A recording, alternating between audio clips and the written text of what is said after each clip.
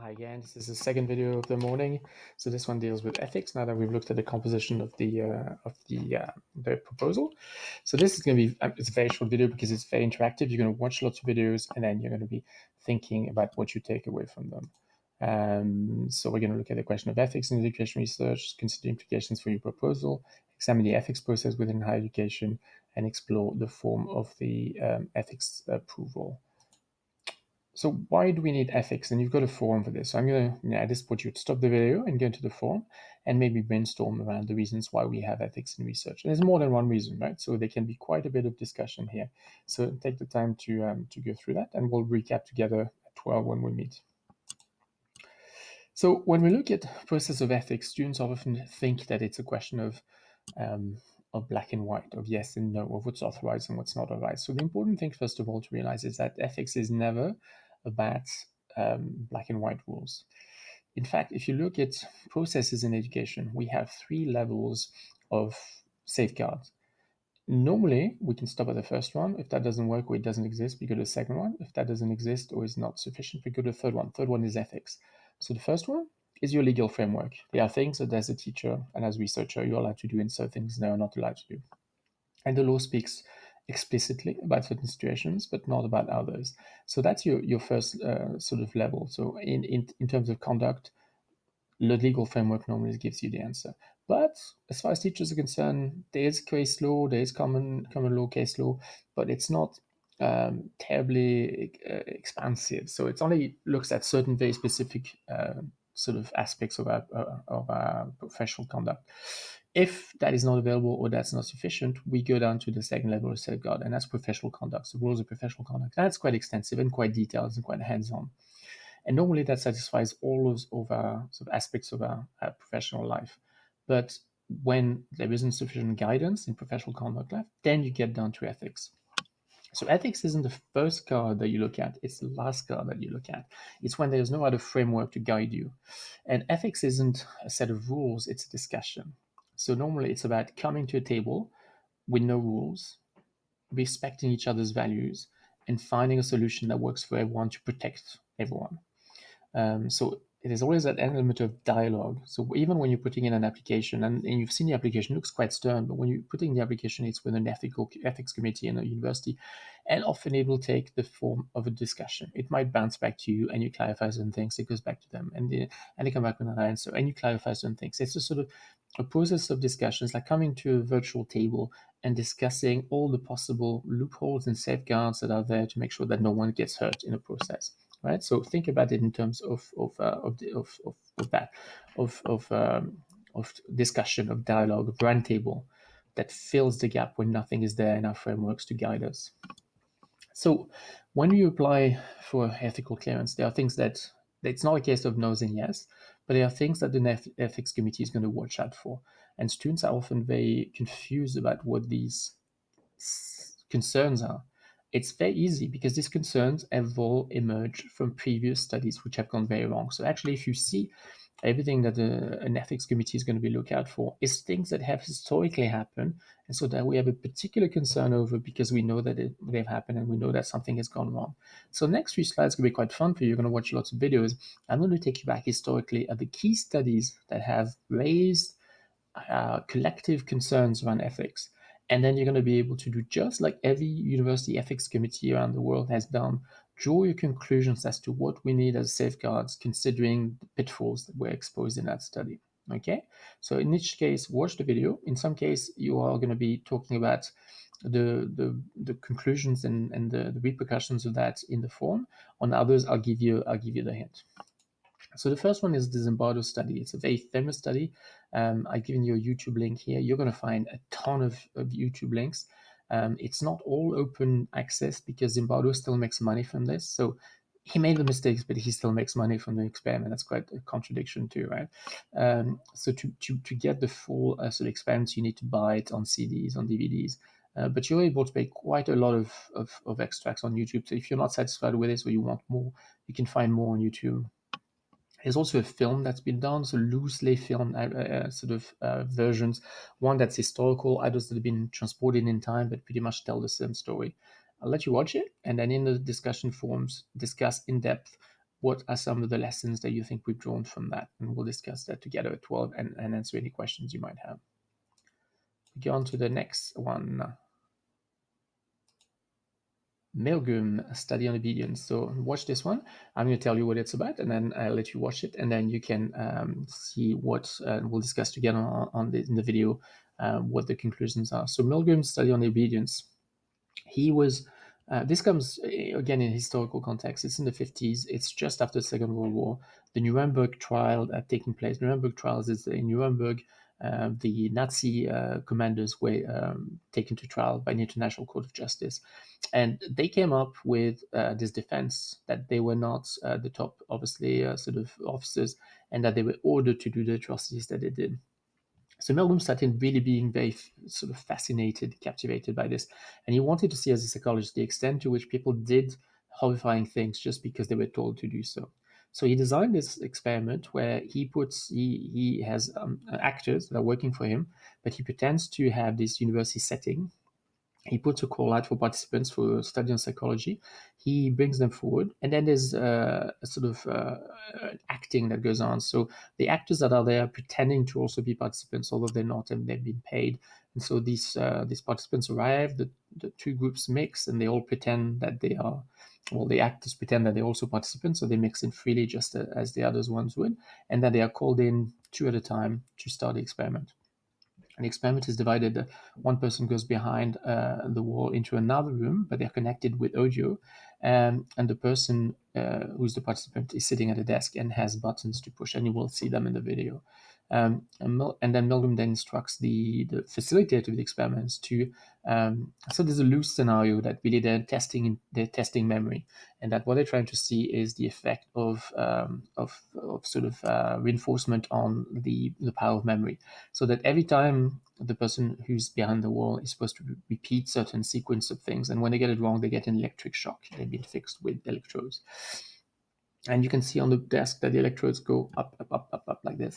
And so the scenario is set that the facilitator will say there's mistakes being done, and the scenario will say increase the voltage, increase the voltage, increase the voltage. There's a point where the person then behind the wall starts screaming, and there's actually marked on the desk. You can see it.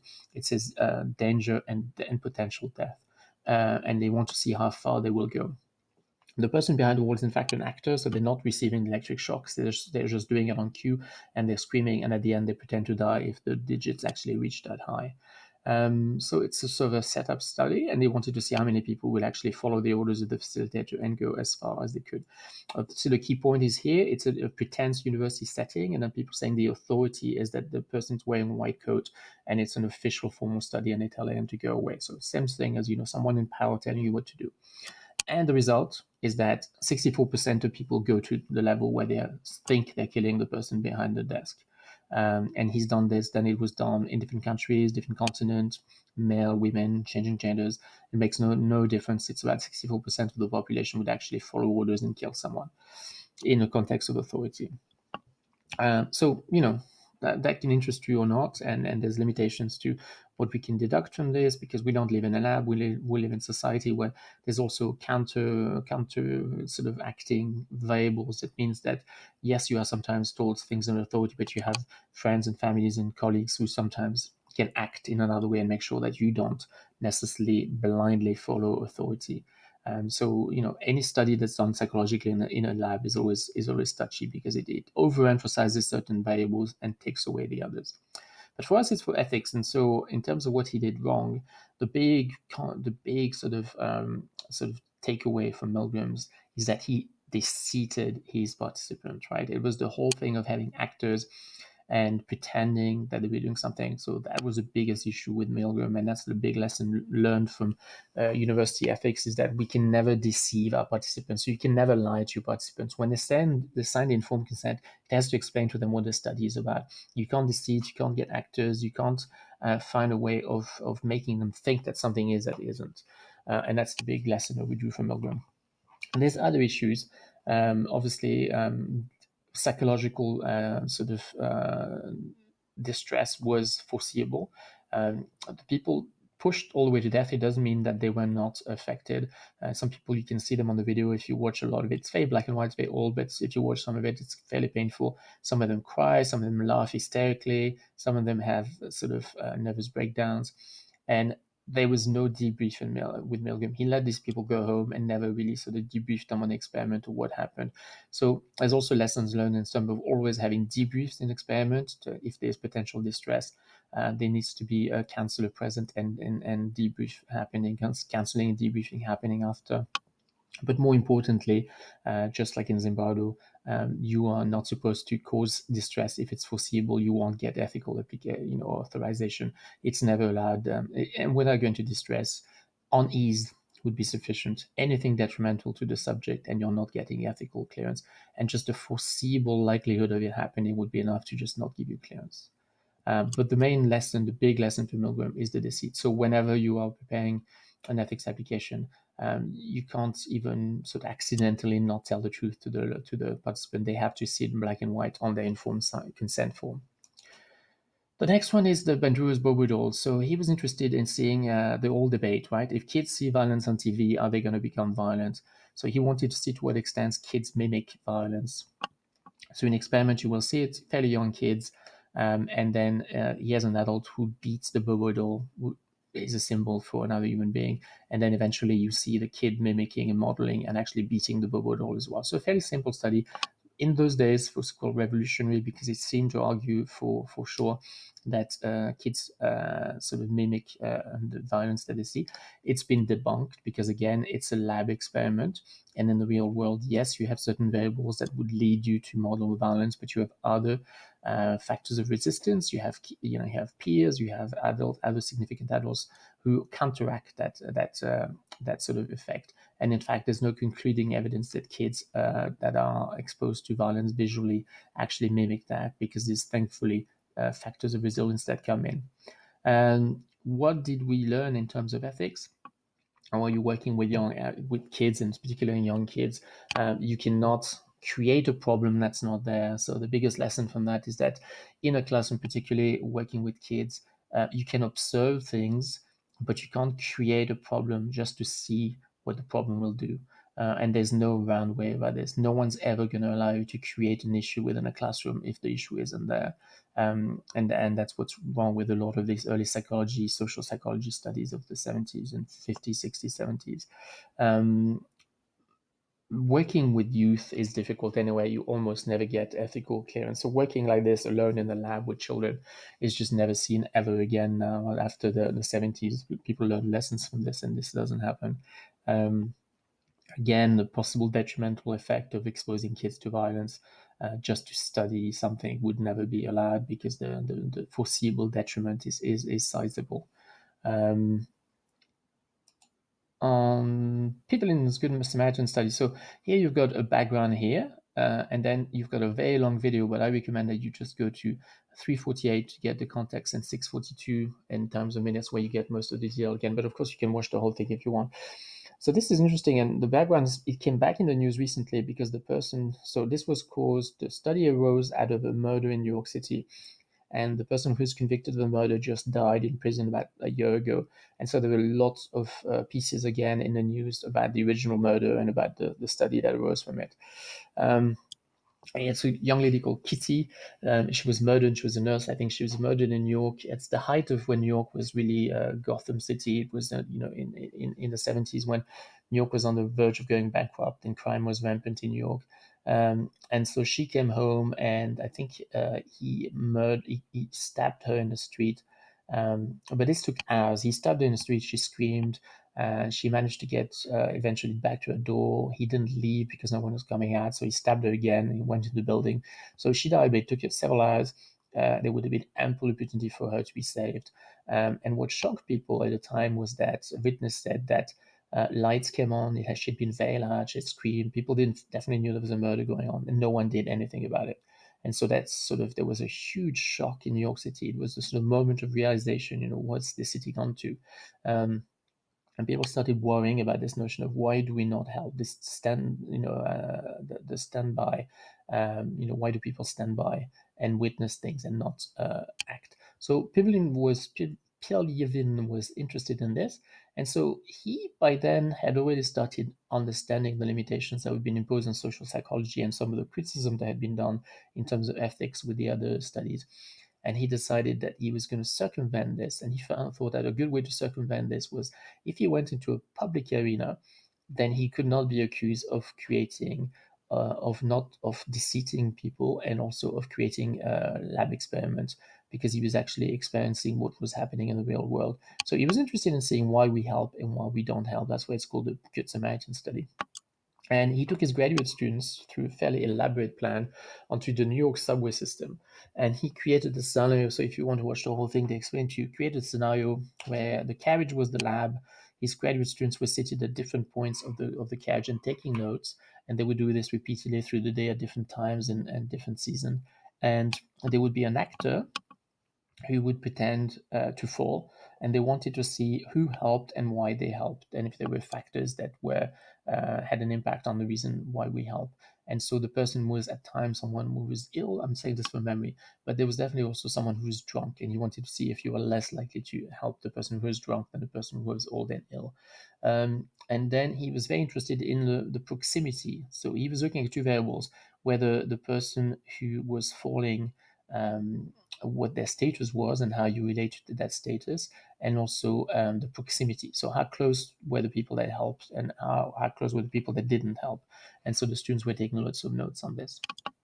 If you're interested, you can look. He comes up with something fairly long, which is quite interesting. The Good Samaritan study really led on to a whole body of literature around the fact that that pro-social choice, so pro-social choice, so in this case, helping, but also being philanthropic, looking after people, that it's not just a moral choice, but it's often a very quick, balanced assessment between the pros and the cons. So the cost, the social cost to you, and the social gains to you. And not in a conscious way, not that you're sitting there going, wonder if I should do it, but that your brain automatically does that sum and decides if there's more pros to cons, and then decides whether you're going to act in a pro-social way.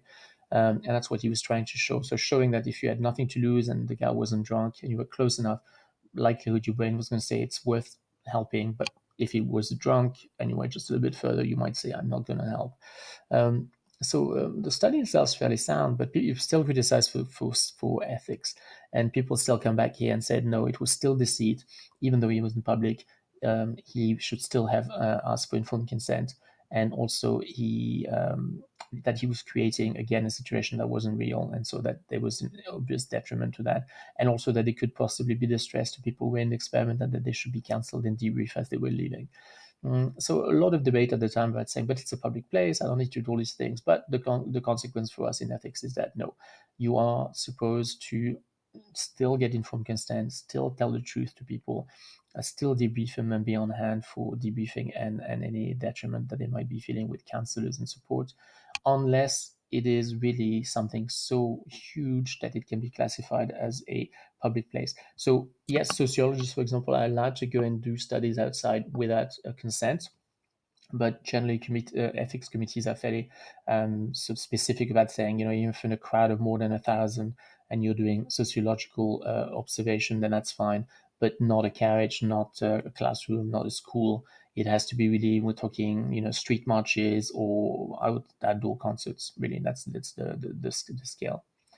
And that's what's been learned from that lesson. Now, Jane Elliott, I will let you watch this. There's a lot more material if you're interested in this, and you can watch it online. And here I'm going to let you think about it on your own and think about what you might be able to draw from Jane Elliott's experiment, which has been back in the news, unfortunately, during the Black Lives Matter. People thought it was adequate to post this back, although there's obviously huge ethical issues with this. But I'll let you discuss what it is that the issues involve. So now that you watched all this and we've had time to discuss this, the recap on the danger zone. So obviously things to watch out for. Distress to participant, and here we're talking even unease, right? If there's any discomfort psychologically, you're going to get denied. Detriment to participants, so obviously it's still taking people's times when you don't need to, over soliciting their use, making them travel too much, putting them in situations basically. And for us and kids, you don't want to add any burden whatsoever to kids. If they're there, they're available, great. If they're not, you're not going to be able to ask of anything that they wouldn't do in the first place. At risk population, you're not going to get access to them. Usually in universities, you have a separate form, which is called a high risk as opposed to low risk. And high risk, I mean, it exists. I've never known anyone that gets high risk ethics. You would have to show that the benefits of the study was such that it was worth jumping through all these hoops. But, I would say in your lifetime, you're probably never going to see that. Deception, as we've seen, completely impossible. That's never happened. Avoid artificially creating issues that are not there naturally and present in the classroom. The classroom is not a lab, just like the subway carriage was not a lab. So you can't just say, oh, I'm here anyway, I'm going to set something up. No, you cannot use your role in that capacity to carry on research. It still has to be a separate process that requires informed consent. And then the intentions too, right? It must have educational benefits. There must be outcomes that are worthy. You're not just going to get ethics for gratuitous research. We're not just going to allow people to do things that really you're not going to bring anything to the field. Other issues, well, informed consent obviously has to be detailed, understood. The person actually has to read it, has to sign. You've got to discuss it. Usually, you have a withdrawal of consent form, which is also there. It's always on the table. The person can sign it at any time. Even if they've started, they can change their mind and say, no, sorry, I don't want to do this anymore. Usually, have a certain time after the data collection too, where they can still withdraw and they can say, I don't want to be part of this. Power and duress, so be careful of influence. For us, it's a real problem. If you teach someone, you can't really get informed consent because we're going to consider automatically that you're in a position of power. If you're marking that person, you're teaching that person, you have institutional authority over that person, they are never going to be able to give you consent. So if I'm a higher education prof, I can't get consent from you. I can't try and involve you in a study because it will be denied, because there's just too much power dynamics present in that relationship to pretend that you could ever be able to give free and informed consent. And this transfers to other environments too, right? People's boss. So if you were a supervisor, a principal trying to involve teachers, it would be the same thing. Um, you can't induce give enticements as well, so you can't give money to people. So in the form, you'll notice there's really a question. You can compensate them for their gas money and possibly things like this, or their train ticket, but you can't pay them for their time. We don't ever want people to take part in a study just because they've been compensated financially. And independent authorization, you need their informed consent as well. And that's what becomes tricky in classrooms. If you're going to ever do something in a classroom, you would need informed consent from both sets of parents and guardians. So 2 or 3 in modern families, sometimes 4, if any of these parents disagree on not entering the classroom to do research. And I'm going to go further than that. Now we have assent as well. It comes up in a slide afterwards, that we work with kids, although it's not required through ethics and through law to get informed consent.